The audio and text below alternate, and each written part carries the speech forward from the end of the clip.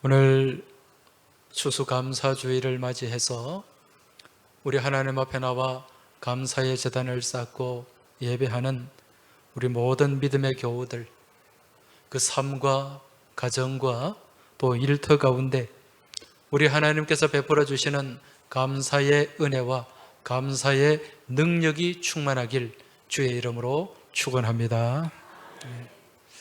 오늘 특별히 추수감사주의를 맞이해서 오늘 이 강단에 아주 아름답게 이 감사 이 제단 장식을 해주셨는데 또 수고하신 분들께도 다시 한번 감사를 드립니다. 제가 얼마 전에 아주 감동 있게 읽은 책 한 권이 있습니다. 그 책은 나를 살리는 감사의 기적이라는 책입니다. 이 책은 유명하거나 굉장히 사회적으로 권위가 있는 그런 분이 쓴 책이 아니라 아주 평범한 주부가 쓴 책입니다. 이 책은 평일에 어린이집 교사를 하고 또 주일에는 교회학교 교사로 섬기면서 새 아이를 키우는 엄마의 일상을 다룬 이야기입니다. 여러분, 이 젊은 엄마가 아이 셋을 키우면서 직장 생활을 한다는 것, 이거 정말 쉽지가 않은 일입니다. 이처럼 늘 바쁘게 또 쫓기는 삶을 살아가다 보니까 어느 순간에 자기 안에 자기도 모르는 사이에 마녀가 자리 잡고 있고 헐크가 자리 잡고 있더라는 것입니다. 여러분, 헐크가 뭔지 아시죠? 옛날에 그 두 얼굴의 사나이, 그래서 완전히 평소에는 점잖하다가 갑자기 막 얼굴이 그렇게 변화되는, 변화가 아니고 변질이 되는 거죠. 그런 사나이 헐크라고 합니다. 자기도 모르게 자기 안에 그런 마녀가 있고 헐크가 자리 잡고 있더라는 것입니다. 그리고 또 평소 자신의 생각과 입술은 늘 불평과 불만의 지배를 받고 있더라는 거죠. 그래서 생각하기를 내 삶이 이렇게 계속 흘러가서는 안 되겠다, 이런 생각으로 이제 삶의 태도, 삶의 생각과 태도를 좀 바꾸기로 마음을 먹었습니다. 그때 때마침 교회에서 이 감사 일기를 추천받고 이제 매일매일 삶을 살아가면서 감사의 제목들을 찾아서 감사 일기를 쓰기 시작하는 것입니다. 평소에 이 일기를 쓰기 전에는 전혀 보이지 않던 그런 사소한 일들 가운데 감사의 제목들이 보이기 시작했습니다. 그러면서 불평과 불만 가운데 계속 휩싸여 있던 그 삶이 조금씩 감사로 방향 전환을 하기 시작했다는 것입니다. 이 자매가 감사 일기를 쓰기 시작하면서 하루가 달라졌고요. 하루가 달라지니까 일주일이 달라지더라는 것입니다. 일주일이 달라지니까 한 달이 달라지고, 한 달이 달라지니까 1년이 달라지더라는 거죠. 그 책에 있는 내용을, 이분이 고백하는 내용을 제가 좀 소개를 하겠습니다. 이 책에서 이렇게 고백을 해요. 내 인생은 감사를 만나기 전과 후로 나뉜다. 늘 다람쥐 쳇바퀴 돌듯이 반복되면서 지루했던 하루가 내 인생의 최고의 날, 새로운 하루가 되었다. 감사를 통해 상처가 치유되었고, 감사를 통해 모든 좋은 것을 끌어당기는 자석이 되었다. 나는 매일 하루라는 종합 선물 세트를 받으며 살아간다. 이런 고백을 하는 거죠. 감사를 하기 시작하면서 좋은 것을 끌어당기는 자석이 되더라는 거죠. 그 좋은 것들이 내게 붙는 거예요. 좋은 일들이. 그러면서 늘 불평과 불만 가운데 휩싸였던 이 하루라는 일상이 종합 선물 세트가 되었다는 것입니다. 여러분, 종합 선물 세트 혹시 기억하십니까? 제가 어릴 때는 명절이나 어떤 특별한 날에 이 종합 선물 세트 이거 하나 받으면은요, 뭐 이루 말할 수 없는 온 세상을 다 얻은 것 같은 그런 마음이 들곤 했습니다. 그 종합 선물 세트 안에는 뭐가 들었습니까? 내가 갖고 싶은, 내가 먹고 싶은 온갖 과자들이나 그런 좋은 것들이 거기에 들어 있습니다. 이처럼 우리가 날마다 감사하는 가운데 우리 하나님께서는 매일매일의 삶 가운데 예비하신 선물로 가득 채워주신다는 고백입니다. 이와 더불어서 이 자매가요, 매일 감사하는 가운데 또 자기가 경험한 그 삶의 변화, 그것을 고백하는데 제가 좀 소개를 하겠습니다. A라는 한 여자가 있었다. 밤늦도록 스마트폰을 만지작거리다 늦게 잠이 든다. 아침이 오는 것이 무척 싫다. 몸이 무겁고 마음은 더 무겁다. 계속 울어대는 알람을 끄면서 억지로 일어난다. 8시 30분까지 등교해야 하는 아이를 깨우기 위해 아이 방으로 건너간다. 아이는 아직도 한밤중인 듯 깊은 잠을 자고 있다. 짜증 섞인 목소리로 아이를 흔들어 깨우기 시작한다. 이제 이때부터 전쟁이 시작되는데 그 전쟁은 여러분의 상상에 맡기도록 하겠습니다. 그러면서 그 뒤에 이제 어떤 내용이 이어지는가? 우아한 엄마가 되고 싶었던 나의 바람과는 달리 매일 아침 나는 헐크로 변한다. 엄마로 산다는 게 고되고 지친다. 아이는 나를 힘들게 하려고 태어난 것 같다. 매일 지옥 같은 아침을 보내는 것이 너무너무 싫다. 이런 내용입니다. A라는 여자의 일상입니다. 이제 그 뒤에 보면 B라는 여자가 있다. 매일 새벽 5시에 일어나 하루를 시작한다. 모두가 자는 고요한 새벽 시간에 오롯이 혼자만의 시간을 갖는다. 미소와 함께 설레이는 마음으로 아침을 맞이한다. 그렇게 시간을 보내고 나면 아이가 일어날 시간이다. 우는 얼굴로 아이에게 다가가서 사랑스러운 목소리로 아이의 귀에 속삭인다. 우리 아들 잘 잤어. 좋은 아침이에요. 그러면서 아이의 머리와 귀를 마사지 해주면서 축복과 감사 기도를 한다. 이후 아이에게 조반을 먹이고 학교로 배웅한다. 아들 잘 다녀와. 오늘도 행복하자. 사랑해. 축복해. 고마워. 학교에 간 아이가 늦지 않길 바라며 기분 좋게 아이를 보내고 들어온다. 아이와 함께 행복하고 평안한 아침을 맞이하며 감사한다. 지금 여기에 A라는 여자, B라는 여자 각각 여러분 너무도 대비되는 모습이죠. 근데 이 A와 B의 이야기는 누구의 이야기일까요? 각각 다른 사람일까요? 같은 사람일까요? 같은 사람이죠. A와 B는 같은 여성입니다. 지금 이 사람이 살아가는 삶의 정황, 삶 가운데 놓여진 상황은요, 전혀 변하지 않았어요.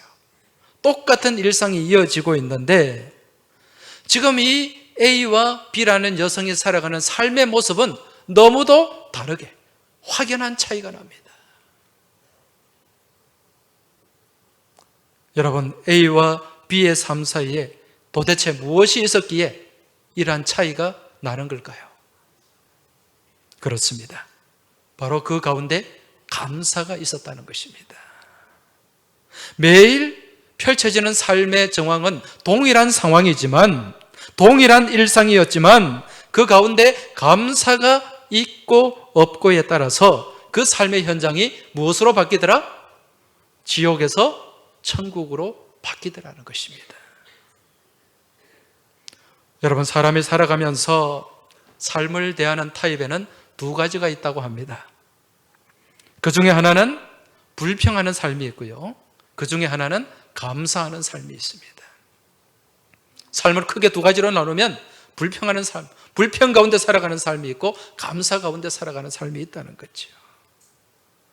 사람들은 환경이 내 삶의 행복을 좌우하는 것으로 생각을 합니다. 내게 좋은 환경이 주어지고 좋은 조건이 주어질 때 내 삶이 행복할 거야, 그런 생각을 한다는 거지요. 그런데 우리 삶의 행복을 좌우하는 것은 주어진 환경, 주어진 조건이 아니라는 것입니다. 지금 내가 처한 그 환경, 그 삶을 대하는 생각과 태도에 따라서 삶이 달라지게 된다는 거죠.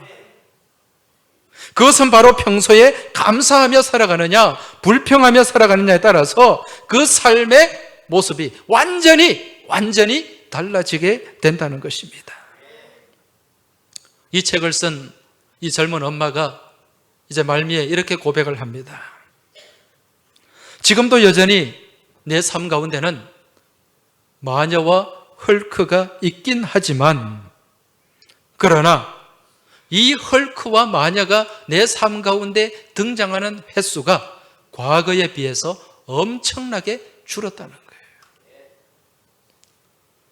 과거에 감사하기 전에는 늘 헐크와 마녀가 순간순간 튀어나와가지고 내 삶을 힘들게 하고 내 삶을 불평과 불만으로 가득 채우게 했는데, 감사를 하기 시작하니까 얘들이 주눅을 펴지, 활동을 하지 못한다는 거예요. 자주자주 내 삶 가운데 출현을 하지 못한다는 것입니다. 이게 감사의 능력이고 감사의 힘이라는 것입니다. 여러분, 감사에는요, 우리 삶을 변화시키는 능력이 있습니다. 이러한 감사의 능력, 감사의 기적을 경험하려면 우리 삶 가운데 감사가 내면화되어야 되고 감사가 습관화되어야 됩니다. 그리고 우리가 감사하는 감사의 차원을 좀 바꾸어 나가야 됩니다. 여러분, 우리는 언제 감사합니까? 내게 감사할 조건이 생겼을 때, 그때 감사를 하죠. 근데 그 조건이 생겼을 때도 감사하지 못하는 사람도 있기는 있습니다. 참 불행한 사람이에요. 그런데 이 믿음의 사람들은요, 이 감사의 수준이 보통 일반적인 하나님을 모르는 사람과는 조금 차원이 달라야 됩니다. 대개 사람들은요, 이 감사를 할 때 영어로 표현을 하면 이제 if, 여러분 if가 뭡니까? 만약. 만약 내가 어떤 시험에 합격한다면, 만약 내가 어떤 좋은 일이 생긴다면 그때 감사한다. 이 조건의 감사죠, 그렇죠? 만약의 감사. 이게 가장 아래 단계의 감사입니다. 이것보다 좀 더 위의 감사가 뭐냐? 영어로 because of, 뭡니까? 무엇 때문에? 내게 뭐가 주어졌기 때문에, 내가 무언가를 이루었기 때문에 감사하는 거예요. 이런 감사는 믿음이 없어도 누구나 할 수 있는 감사입니다. 그러나 우리 그리스도인은 어떤 감사의 수준, 어떤 감사의 차원까지 올라가야 되는가? 영어로 in spite of, 뭡니까? 그럼에도 불구하고. 비록 무화과 나무에 열매가 없고 포도나무에 소출이 없고 외양간에 송아지가 없을지라도 그럼에도 불구하고 감사할 수 있는 단계, 감사할 수 있는 수준, 감사할 수 있는 차원까지 우리가 올라가야 된다는 것입니다. 그러한 감사가 있을 때 우리 삶 가운데 무엇이 나타나게 된다고요? 감사의 은혜가 있고 감사의 능력이 있고 감사의 기적이 나타나게 되는 줄 믿으시기 바랍니다. 오늘 우리가 사도행전 27장의 말씀을 같이 읽었는데요, 오늘 이 본문 가운데 그러한 감사의 모습, 차원이 높고 수준이 높은 감사의 모습이 등장하고 있습니다. 오늘 이 사도행전 27장의 이 말씀은 이제 사도 바울의 사역 말기에 기록된 말씀입니다. 여러분 지금 사도 바울이 어디로 가고 있습니까? 하나님의 복음을 전하다가 유대 공회에 잡히게 되고 그 공회에서 로마 법정으로 넘어가게 되고 그래서 결국 이제 로마 황제 앞까지 재판을 받기 위해 압송이 되는 그러한 과정 가운데 놓여져 있습니다. 지금 이 바울을 호송하는 책임자가 누구인가? 백부장 율리오라고 하는 사람입니다. 이 백부장 율리오는요, 이 100명의 부하를 거느리는 지휘관인데 이 백부장 율리오가 속한 부대가 무슨 부대인가? 아구스도대라 그렇게 얘기를 합니다. 여러분 아우구스도대가 뭡니까? 아우구스투스의 군대라는 뜻입니다. 여러분 아우구스투스가 누구죠? 지금 로마 황제예요. 로마 황제 가이사입니다. 아우구스도대라는 것은 로마 황제를 경호하는 황제의 친위대. 여러분 황제를 보호하는 군대라 그러면 어떤 군대입니까? 오합지졸이겠어요? 아니죠. 로마에서 최정예 군대입니다. 이 최정예 군대를 지휘하는 백부장이 지금 바울을 호송하고 있어요. 이를 통해서 우리는 바울이 굉장히 중한 죄인, 중죄인 취급을 받고 있다는 것을 알 수가 있습니다. 이제 이들을 호송하는 이 배가 이 팔레스타인 이 가이사라라고 하는 항구에서 출발했습니다. 그 당시에는요, 먼 길을 갈 때 도보를 이용하기보다는 주로 배를 이용했어요. 왜냐하면 배가 훨씬 수월하기 때문에, 편하게 갈 수 있기 때문에 그렇게 배를 이용했는데, 지금 이들도 마찬가지로 이 가이사라라고 하는 항구에서 배를 타고 어디로 갔는가? 소아시아 지역에 있는, 지금 터키입니다. 터키 지역에 있는 보다 큰 항구 무라라고 하는 항구로 이동을 하게 돼요. 왜? 거기서 이제 로마라고 하는 큰 배로 갈아타기 위해서. 거기서 어떤 배를 탔는가? 알렉산드리아라고 하는 배를 갈아탑니다. 이 배는요, 이 지중해를 건너서 로마까지 왔다 갔다 하는 큰 범선이에요. 큰 돛을 단 배 있지 않습니까? 그러한 배인데, 이 배는 이제 알렉산드리아라고 하는 그 북아프리카에 있는 도시와 로마를 오가면서 또 이 소아시아를 오가면서 이제 무역하는, 장사하는 그런 상인들이 많이 탄 배였습니다. 여기에 이제 바울 일행이 승선을 하게 되는 거죠. 자, 그런데 지금 바울이 탄 이 배가 로마를 향해 가는데 그 항해가 순조롭지가 않았습니다. 왜 그런가 하니, 지금 이 지중해 바다는요, 대개 9월부터 이듬해 3월까지 굉장히 바다가 사나워집니다. 그래서 항해가 많이 어려워지는 거예요. 그런데 지금 이 바울 일행이 배를 탔던 그때가 언제인가? 금식하는 절기라 그랬어요. 금식하는 절기. 사도행전 27장 9절에 보면 여러 날이 걸려 금식하는 절기가 이미 지났으므로 항해하기가 위태한지라, 이 말씀이 나와요. 금식하는 절기가 언제인가? 유대 달력으로 7월 10일. 7월 10일이 대속죄일입니다. 이때부터 이제 금식하는 절기로 들어가는데, 이 유대 달력 7월 달이 우리가 평소에 지금 쓰고 있는 태양력으로 환산을 하면 10월 중순이 됩니다. 그러면은 이미 이때부터는 지중해 바다가 어떤 상태로 들어간다? 굉장히 파도가 사나워지는 그런 상태로 들어가기 때문에 바울이 말합니다. 지금은 항해할 때가 아니다. 바다를 건너갈 때가 아니다. 그래서 지금 가면 굉장히 큰 위험에 처할 수 있다. 이렇게 항해를 막았습니다. 그런데 이 배를 운용하는 선장과 선주, 배의 선장과 선주는 어떤 말을 했습니까? 괜찮다. 우리가 지금까지 많이 다녀봤지만은 지금 이때 항해를 해도 아무 문제가 없다. 이렇게 주장을 한 거예요. 이러한 서로 의견이 배치되는 상황 가운데 이 백부장 율리오가 누구의 말을 듣게 됩니까? 바울의 말을 들었습니까? 선장과 선주의 말을 들었습니까? 선장과 선주의 말을 들었어요. 왜? 이 사람들은 평생 항해하면서 뱃사람으로 살아왔기 때문에 이 사람들이 훨씬 더 정확하게 잘 알 것이다. 무엇을 의지한 거예요? 인간의 경험과 지식을 의지한 것입니다. 바울은 기도하는 가운데 하나님의 인도함을 받았는데, 이 백부장은 하나님의 인도하심을 따른 것이 아니라 인간의 경험과 인간의 지식을 따라갔던 거죠. 결국 어떻게 됐습니까? 엄청난 큰 폭풍, 큰 풍랑을 만나게 됩니다. 여러분, 사람이 살아가면서요, 우리가 하나님을 믿는다고 하면서도 순간순간 우리가 놓치는 것이 있습니다.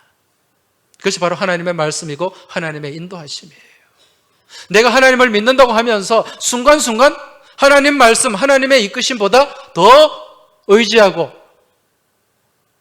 더 신뢰하는 그것이 무엇인가? 내가 살아온 경험, 내가 가진 지식이라는 거죠.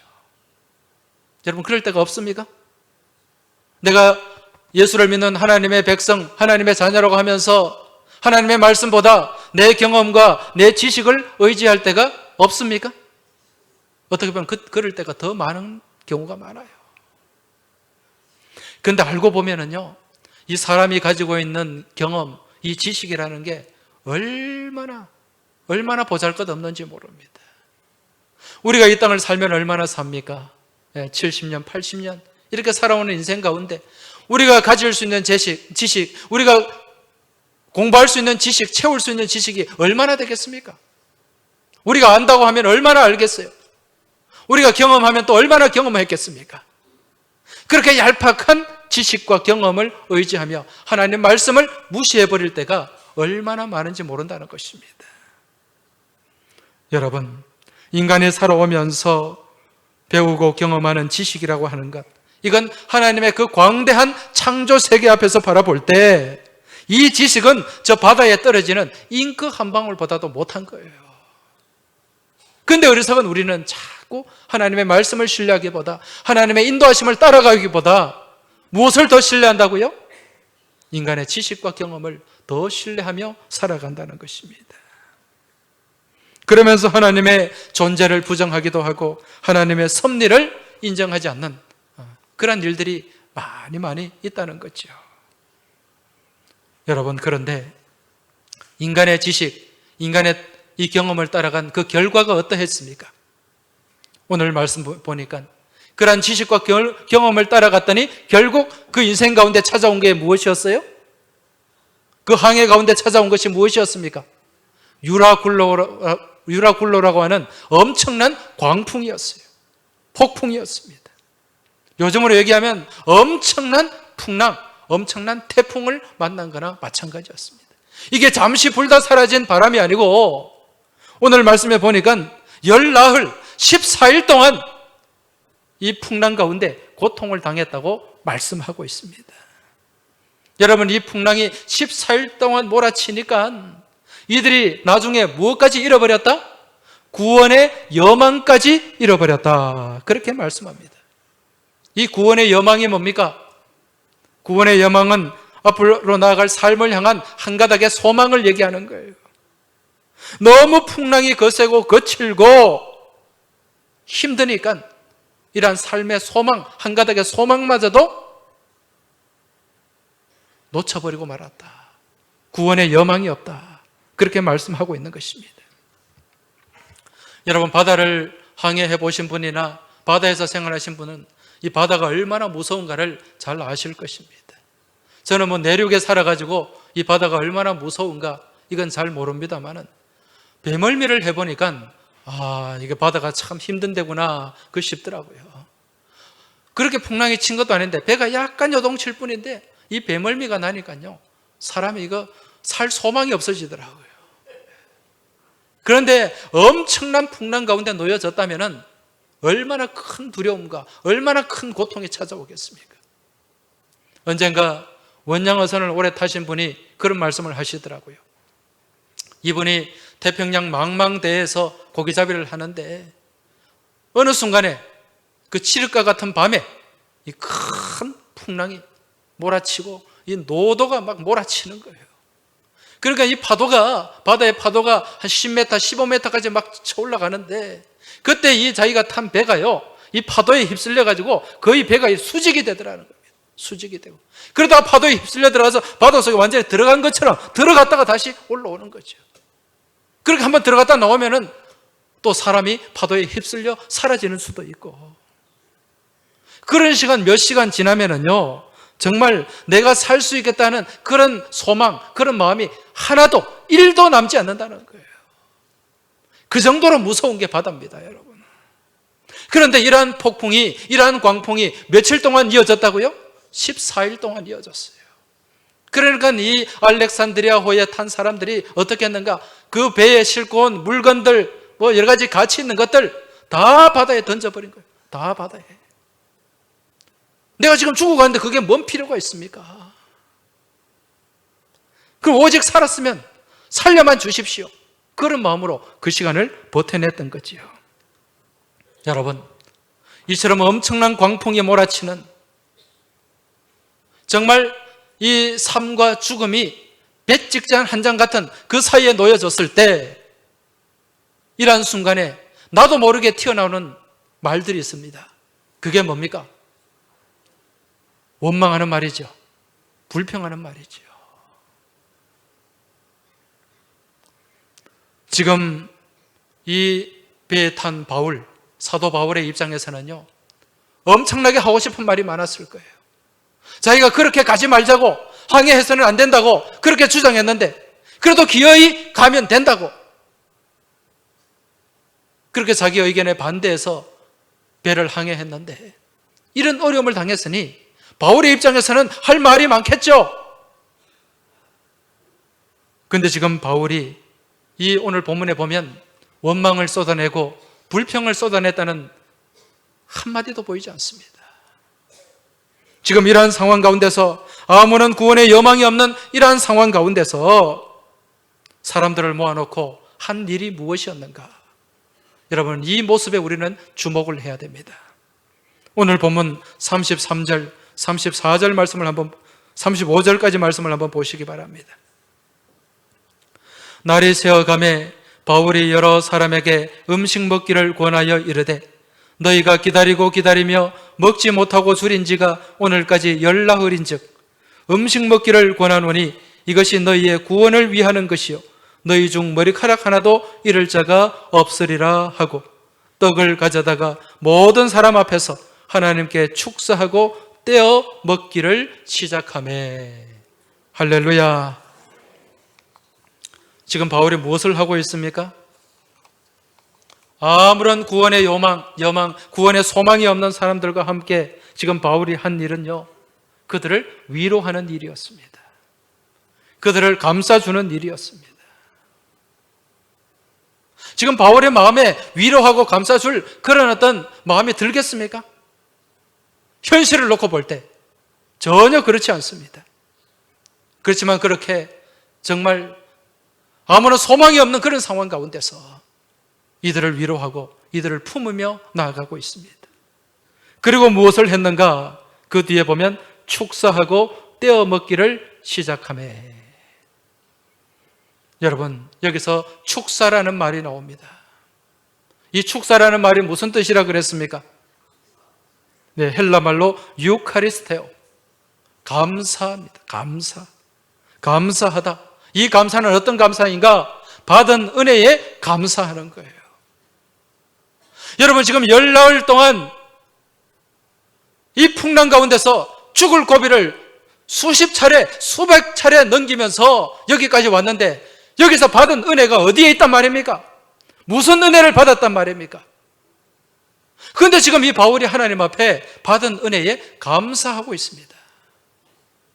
지금 감사할 상황입니까? 배에 있는 물건 다 던져버렸어요. 다 알거지가 됐습니다, 여러분. 먹을 것도 없어요. 지금 바울이 갖고 있는 그 마른 떡 조각 몇 개를 놓고 200명이 넘는 사람들이 거기에 모여 앉아가지고 감사합니다. 도저히 감사할 수 있는 상황입니까? 이런 상황 가운데서, 아무런 은혜가 보이지 않는 이런 상황 가운데서 바울은 그 은혜에 감사하고 그 감사로 떡을 나누었다는 것입니다. 여러분, 이처럼 도저히 감사할 수 없는 상황, 이러한 상황 가운데서도 사도 바울이 감사를 놓치지 않았는데, 그 결과 얻은 것이 무엇입니까? 그 감사의 결과가 무엇입니까? 사도행전 27장 44절 말씀을 한번 보시기 바랍니다. 44절 말씀 다 같이 한번 읽어보겠습니다. 그 남은 사람들은 널조각 혹은 배 물건에 의지하여 나가게 하니 마침내 사람들이 다 상륙하여 구조되니라. 할렐루야. 여러분, 이 구원의 여망이 없던 사람들, 이제 다 죽었다고 생각했던 사람들이 어떻게 되었다고요? 구조되었다, 구원되었다는 것입니다. 여러분, 이들이 이 구원의 자리에 나올 수 있게 된 그 동력이 무엇이었습니까? 바로 감사할 수 없는, 도저히 감사할 수 없는 상황에서 감사하는 감사의 믿음이었다는 것입니다. 이처럼 도저히 감사할 수 없는 상황 가운데서 감사를 놓치지 않고 놀라운 감사의 고백으로 나아갈 때, 여러분, 감사 가운데 은혜의 문이 열리고 구원의 문이 열린다는 사실을 믿음으로 깨달으시기 바랍니다. 누가복음 말씀해 보면 예수님께 그 은혜를 받은 10명의 나병 환자들이 나오잖아요.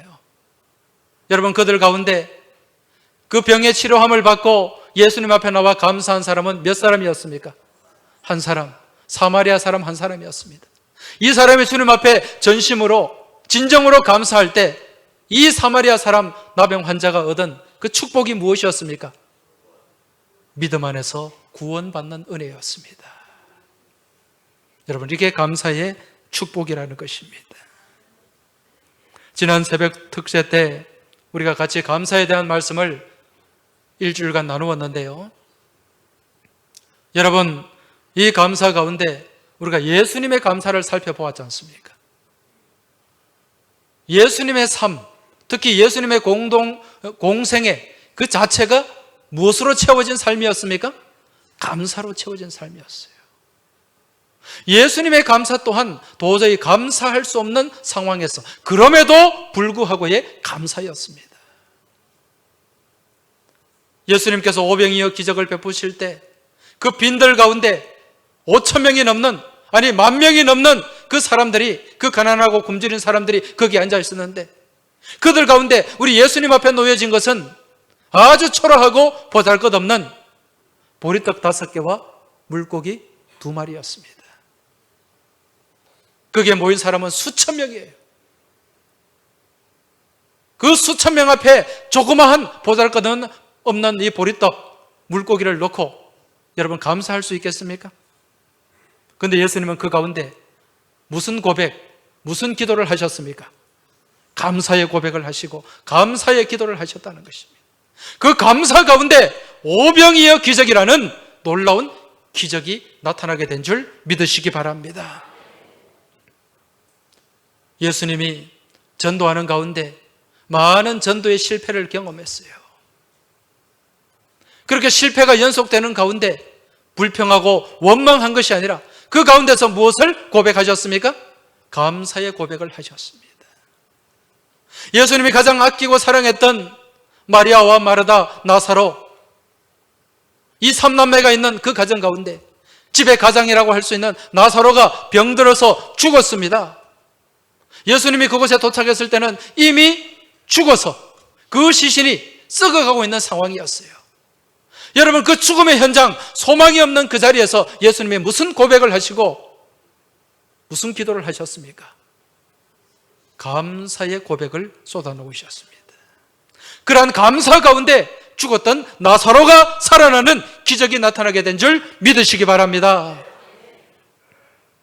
더욱더 놀라운 것은 예수님이 무엇을 앞두고? 십자가 죽음을 앞두고. 여러분, 이 십자가 처형이라는 것이 얼마나 고통스럽고 얼마나 처참한 것입니까? 이런 십자가 죽음을 앞두고 그 15시간 앞에 제자들을 모아놓고 무슨 식탁을 나누었습니까? 감사의 식탁을 나누었어요. 감사로 떡을 나누고 감사로 포도주를 나누었습니다. 이것이 예수님의 감사예요. 도저히 감사할 수 없는 상황 가운데서 감사. 이러한 예수님의 감사하는 그 공생의 사역, 그 감사하는 십자가 가운데 예수님은 부활이라는 놀라운 능력, 놀라운 기적을 이루시게 된 줄 믿으시기 바랍니다. 오늘 우리도 마찬가지입니다. 우리의 삶 가운데 늘 좋은 일만 펼쳐지는 것이 아닙니다. 우리가 늘 평탄한 길만 걸어가는 것이 아닙니다. 삶 가운데 순간순간 유라굴로와 같은 그런 폭풍이, 그런 광풍이 우리 삶에 몰아치고 찾아올 때가 있다는 것입니다. 여러분, 이러한 인생의 유라굴로 앞에서 여러분들 어떻게 하시겠습니까? 왜 나에게만 이런 고통을 주냐고, 왜 나에게만 이런 시련을 주냐고 원망하고 불평으로 나아가시겠습니까? 우리의 감사의 차원, 감사의 수준이 달라져야 됩니다. 이러한 때에도 그럼에도 불구하고 우리는 무엇을 해야 된다고요? 감사해야 됩니다, 여러분. 오늘 이 자리 가운데도 인생의 유라굴로를 만난 분들이 아마 이 자리에 분명히 계실 거예요. 어떤 분은 물질의 유라굴로를 만나고, 또 어떤 분은 건강의 유라굴로를 만나기도 하고, 또 어떤 분은 직장의 유라굴로를 만나기도 하고, 또 어떤 분은 사람들과의 관계의 유라굴로를 만나 힘들어하고 또 고통 가운데 있는 분도 분명히 계실 것입니다. 여러분, 이처럼 기가 막힌 상황 가운데서도 주님을 향한 감사를 놓치지 마시기 바랍니다. 도저히 감사할 수 없는 상황 가운데서 고백하는, 선포되는 감사를 통해서 우리 주님께서는 감사의 능력, 감사의 은혜, 감사의 기적을 우리 삶 가운데 베풀어 주실 줄 믿습니다. 이처럼 감사하는 가운데 여러분의 삶이 기적이 상식이 되는 놀랍고 복된 삶이 되시길 주의 이름으로 축원합니다. 특별히 이번 추수감사주의를 우리가 맞이하면서 우리의 생각과 우리의 입술과 우리의 삶의 자리 가운데 풍성한 감사의 고백이 넘쳐나고, 이러한 모습 가운데 감사가 내면화되고 감사가 습관이 되어서 날마다 기적으로 이루어가는 감사의 삶을 살아가시길 주의 이름으로 축원합니다. 기도드리겠습니다. 하나님 아버지, 지금까지 저희들의 삶의 모습을 되돌아볼 때 저희가 하나님께 많은 것을 받았음에도 불구하고 그것에 감사하지 못하고 오히려 원망하고 불평으로 일관하는 삶을 살아왔음을 이 시간 고백합니다. 어리석고 미련한 저희들의 모습 주님 불쌍히 여기시고, 저희들의 삶이 감사 안에서 변화되게 하시고 감사 안에서 차원이 달라지는 복된 삶을 살아갈 수 있도록 주님 이끌어 주시고 인도하여 주시옵소서. 그리하여 주님을 향한 감사가 저희들 심장 가운데, 삶 가운데 내면화가 되게 하여 주시고, 이러한 감사가 습관이 됨으로 말미암아 날마다 감사의 능력 가운데 머물게 하시고 감사의 은혜 가운데 살아가게 하시고 날마다 감사의 기적을 경험하는 복된 삶이 되게 하여 주시옵소서. 모든 것 감사드리며 우리 주님 예수 그리스도 이름으로 기도하옵나이다. 아멘.